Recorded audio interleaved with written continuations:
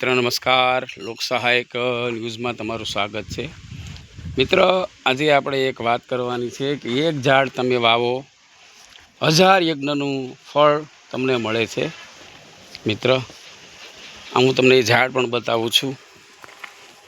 आ झाड़ छे, आ झाड़ छे, आमां आ रीते आवता होय छे। कहेवाय छे कि 1000 यज्ञનું फल मळे। बापू 1000 यज्ञનું फल मळे के आ झाड़ वावाथी? लाखों यज्ञ, लाखों यज्ञનું फल मळे। आपणे अरे महाराज पण छे। बापू आ झाड़નું શું नाम कहेवाय? उमरो। उमराનું झाड़। आ उमराનું झाड़નું શું महत्व छे? उमराનું झाड़ जो एमां दर महीने फळ आवे। हाँ हाँ। પછી પક્ષી કેટલું ખાય? पक्षीओ खाय। हाँ। હવે ઈ પુણ્ય તમે વાવો એટલે તમને મળે। हाँ। તમારા દુઃખ બધાય दूर થઈ જાય। પછી તમારા પાપ ધોવે આ પશુ પક્ષી। बराबर।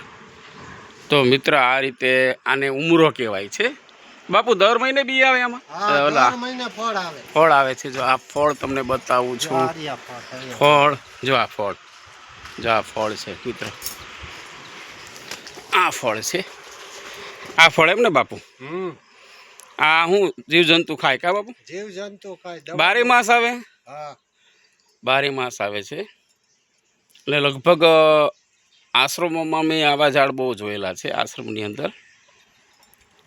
કારણ કે લાખ યજ્ઞનું ફળ એટલે બાપુ બહુ ક્યાં વાત કહીએ।